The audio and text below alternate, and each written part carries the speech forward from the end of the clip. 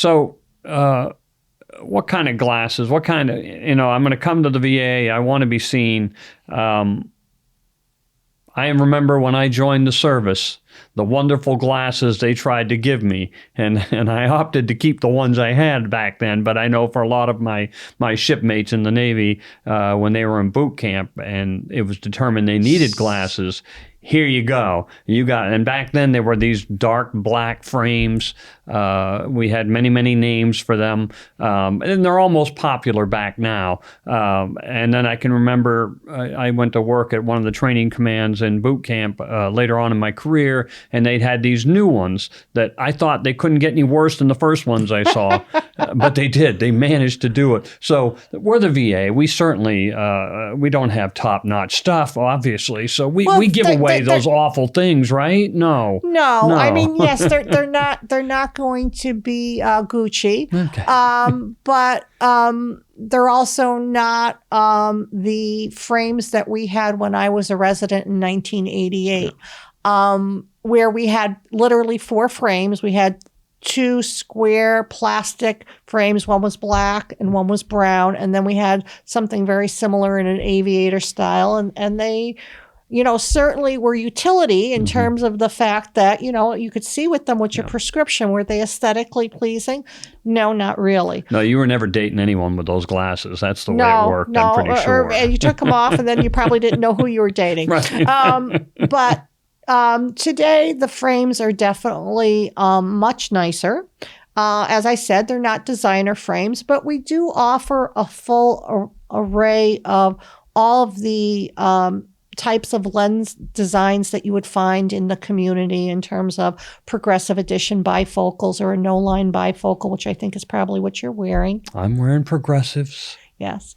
And so let's, as we talk about that, what are progressives? Let's try to go through a couple of these things so people do understand. So, people who can wear the same prescription for distance and near, we call that single vision. Mm-hmm. Okay. So it's one prescription and that prescription works for them, whether it's for distance or reading. Some people might just need reading glasses, in which case the prescription is near vision only.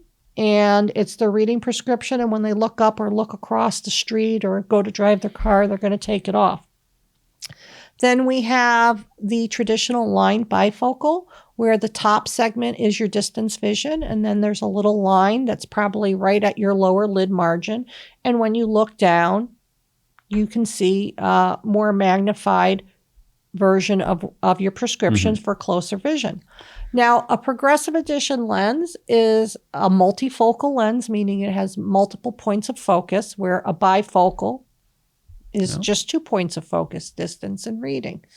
And the progressive, aesthetically, a lot of people find more pleasing because you don't have the line, but it also serves the purpose of giving you some mid-range vision. And I think, for a lot of people today, our workforce has changed, and a lot of what people do is an intermediate task on a computer or on a tablet, and they need to have that mid-range vision. Mm-hmm. And so the progressive is going to have a distance prescription at the very top when you're looking straight ahead. And when you're looking straight down, you're going to be in the full reading portion. And in between is going to be an intermediate prescription that you're going to scan to look at whatever you might be trying to see at 22 to 23 or 24 inches.